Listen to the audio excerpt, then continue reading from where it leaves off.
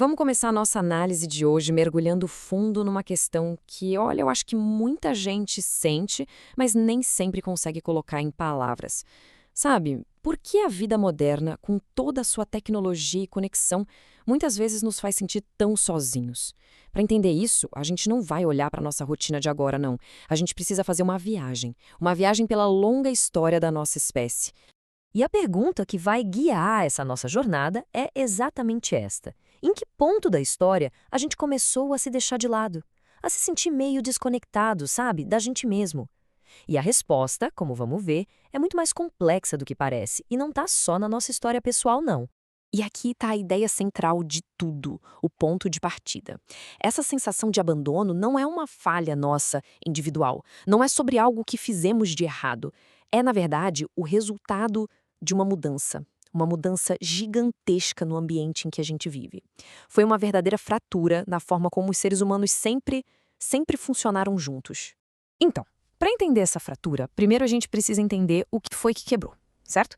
Então vamos voltar lá atrás no tempo para ver como as sociedades humanas funcionavam na vasta maioria da nossa existência. E olha, esse número aqui, ele é importantíssimo. Pensa só, por 95% da história da humanidade, nós vivemos num modelo de cooperação, de interdependência. Esse sistema individualista que a gente conhece hoje é um experimento muito, mas muito recente na nossa linha do tempo evolutiva. O mais fascinante era como esse sistema funcionava. Não era uma hierarquia, sabe? Uma mandando e o outro obedecendo. Nada disso. A lógica era outra, era de complementariedade. De um lado, você tinha a função de lidar com o que vinha de fora, o risco, a proteção, a vigilância. Do outro, a função de sustentar o que estava dentro, o tecido social, o cuidado, a coesão do grupo. Nenhum era mais importante, nenhum funcionava sozinho. A sobrevivência de todos dependia dessa integração perfeita. E aí, algo mudou. A chegada do que a gente chama de modernidade foi como um terremoto. Ela simplesmente quebrou esse sistema ancestral. E o ponto crucial é que essa ruptura não foi igual para todo mundo. Ela impactou homens e mulheres de maneiras completamente diferentes. Por isso, assimétrica.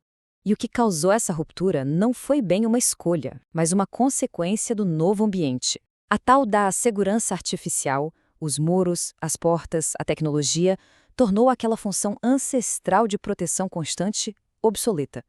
O cérebro, que foi moldado por milhares de anos para uma realidade, de repente se viu em outra, completamente diferente. Vamos analisar o primeiro lado dessa fratura. Com a perda da sua função principal de proteção, o sistema nervoso masculino passou por uma transformação. E foi uma transformação profunda, que acabou levando a um caminho de desconexão. Isso é pura neurobiologia.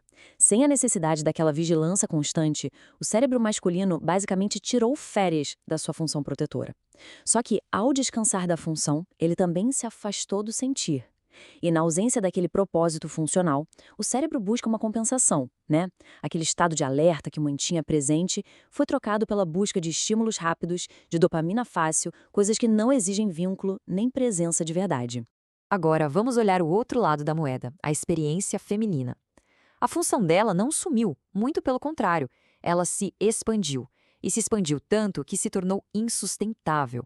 E isso não levou à desconexão, mas sim ao isolamento e à sobrecarga. A mulher moderna acabou herdando uma carga mental e operacional gigantesca. A gestão da casa, a criação dos filhos, a organização da vida de todo mundo, tudo isso passou a ser responsabilidade dela. Só que agora, sem aquele campo de cooperação que existia antes, ela ficou, basicamente, sustentando sozinha um sistema que foi projetado para funcionar com dois. E aqui a gente chega no coração da questão. O problema nunca foi o ato de cuidar em si. A desregulação do sistema nervoso vem de cuidar sem ter a reciprocidade, sem o apoio daquele campo cooperativo que sempre sustentou a nossa espécie. Esse isolamento funcional, isso é uma invenção da modernidade. Ok. Se esse é o tamanho do problema, qual é a solução? E já adiantando, não se trata de voltar para o passado ou de recriar papéis antigos. A coisa é muito mais profunda. Trata-se de restaurar algo essencial. E o conceito-chave para entender a solução é este: função essencial. Não estamos falando das tarefas literais do passado, tipo caçar ou coletar. Não. Estamos falando do propósito neurobiológico e social que essas tarefas cumpriam. É o porquê por trás da ação. É isso que regula o nosso sistema nervoso. Então a virada de chave é essa. Para o homem, a solução é restaurar a presença, estar conectado, sentir, participar do campo emocional. Para a mulher, é restaurar a cooperação, voltar a ser parte de um todo, onde ela não precisa carregar o mundo nas costas sozinha. A solução para ambos os lados é sobre estados internos, não sobre tarefas externas. No fim das contas, a solução é ao mesmo tempo simples e extremamente profunda. A gente precisa reconectar o nosso mundo emocional interno com as nossas ações no mundo externo e garantir que essas ações estejam a serviço de um campo cooperativo maior. É sobre realinhar o sistema que um dia foi quebrado. E a gente encerra com essa provocação. Numa cultura que aplaude a hiperindependência, que diz que a gente tem que dar conta de tudo sozinho, talvez o verdadeiro caminho para sair do isolamento não seja ser ainda mais independente. Talvez seja redescobrir a força e, principalmente, a necessidade da nossa interdependência funcional. Fica aí uma ideia para a gente refletir.